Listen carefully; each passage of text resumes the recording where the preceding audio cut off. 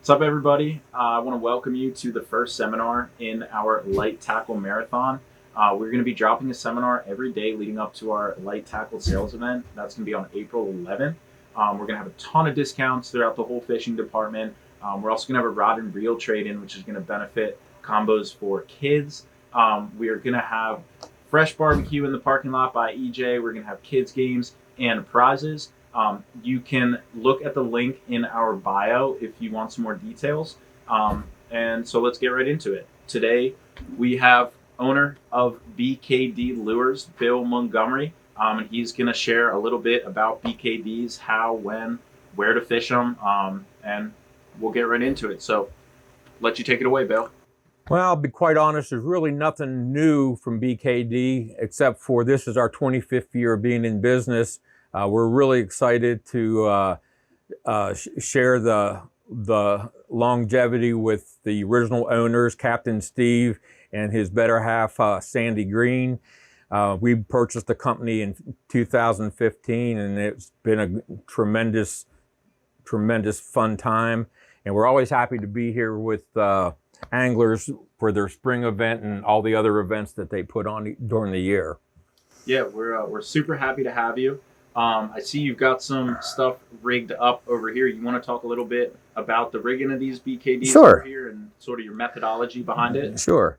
First of all, the number one question that we always get is, which side do you put the hook out of? Yeah. Everybody asks that question. And frankly, there is no wrong or right way. When I first bought the company, I rigged them all coming out of the hook slot. For whatever reason, probably because I started using some skirts and what have you, I started running it out the back, but I didn't notice any difference of catching more fish or bigger fish. And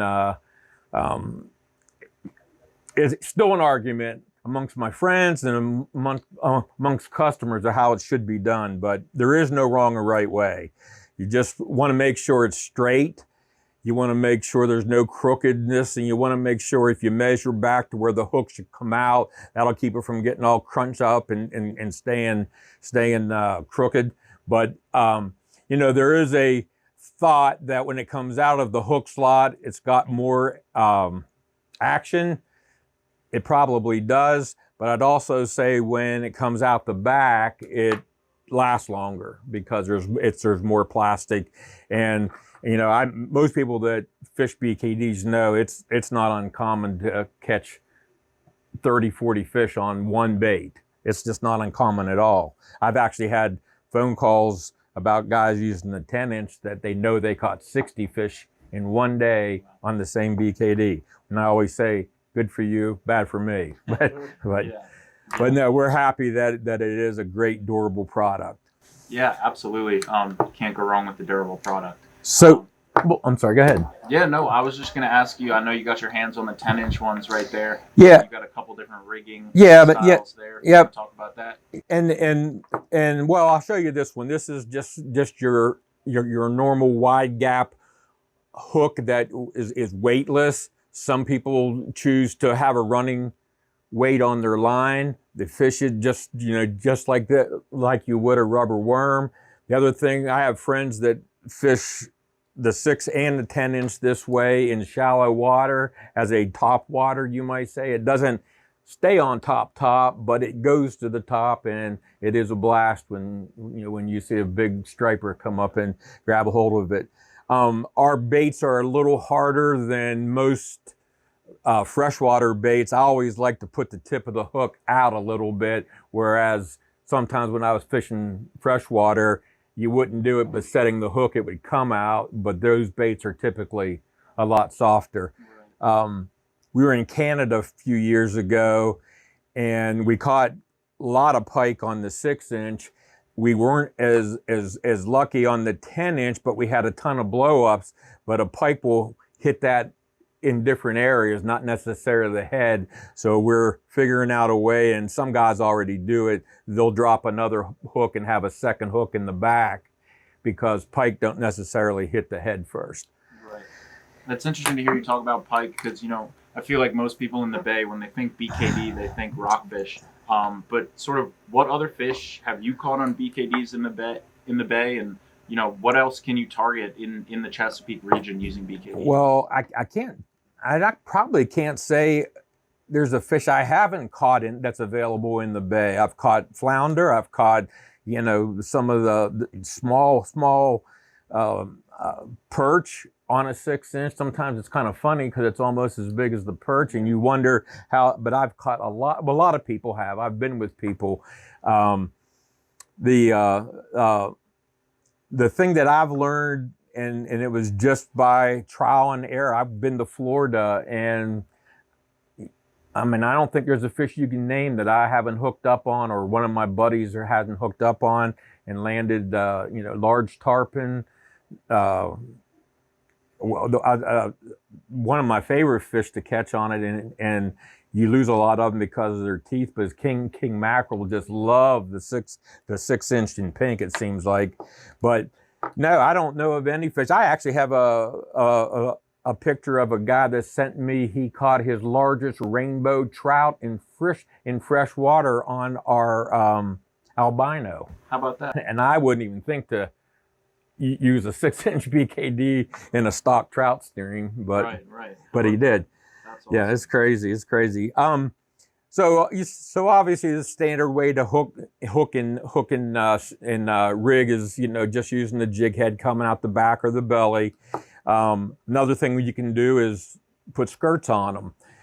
Typically, you want to do something that might be something that will provide some contrast, but sometimes people will want to use the same colors and make the bait look bigger, and not necessarily the contrast. So we do that. We have some skirted product that we need to start building again.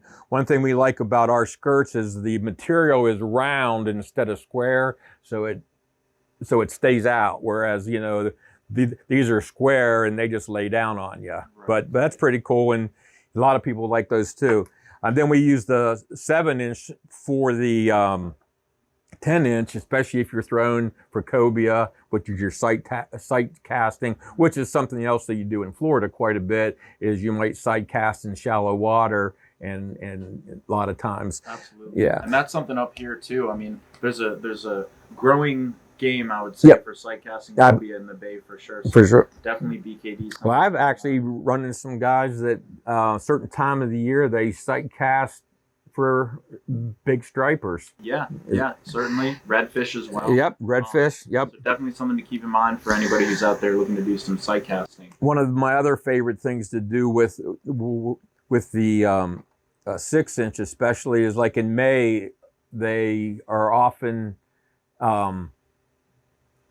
not on the bottom, not on the top. They're just suspended. Yes. And a lot of times what I'll do is I'll drop down the jig head size so it doesn't go right to the bottom, like one size, put a skirt on, and it stays in that suspended area longer. And I've had really good luck doing that for several years now. I kind of ran into it accidentally, but it worked well. I was with some other guys that were using a different bait that sank differently, and I needed to slow mine down, so I did it, and it worked. Yeah, absolutely, and that's a great tip, because fishing for a suspended fish, especially is difficult. It is difficult. It is hard. I mean, I even know some guys that have, and I didn't bring any, but I'm familiar with drop shot. Yeah. They do that in the fresh water, and a lot of times you'll be on fish and they just won't eat, and they tell me, just drop shot it and stick it up, and said, you tease them on, and it works. I've only done it for fresh water, but I can understand how it could work with rockfish in the bay. Absolutely, yeah, and that's a great tip. I mean, you're kind of just telling us that you can do BKDs for any fish in any body of water. I mean, I would have never thought to drop shot with a BKD. Actually, I had a guy that the guy that told me about his first time with it. He was fishing in Lake Champlain up in New York. 3 days of miserable rainy weather. Nobody was catching fish. It was a tournament, and on the last day, he put our white on and drop shot, and he ended up winning the tournament. Wow. And people were asking what you're using. He showed it to them. Of course, people up there had never seen it before, but we definitely got some orders then. But yeah, I've done it with BKDs for larger smallmouth and stuff, and it works. But I'm not saying a lot of them will work. But yeah, absolutely. Well, thanks a lot, Bill. I mean, you definitely gave us a whole lot of great information here. Yeah, don't forget about our jig heads. We make a pretty nice jig head. We use a high quality hook, and there's nothing fancy about them except for they're the same all the time. They are, we try to put a big eye in them, and we use a wide gap hook, and it's a great jig head. Yeah, absolutely. Well, like I said, thank you so much You're for welcome. coming in today, Bill, and talking about BKDs and sort of all their different applications. Remember, guys, our light tackle event is going to be on April 11th. We're going to have tons of deals throughout the fishing department, a whole bunch of stuff going on. Stay tuned. We're going to have a seminar every single day leading up until that event from today. So we look forward to seeing you guys, and thanks again. And thanks for having us. Absolutely.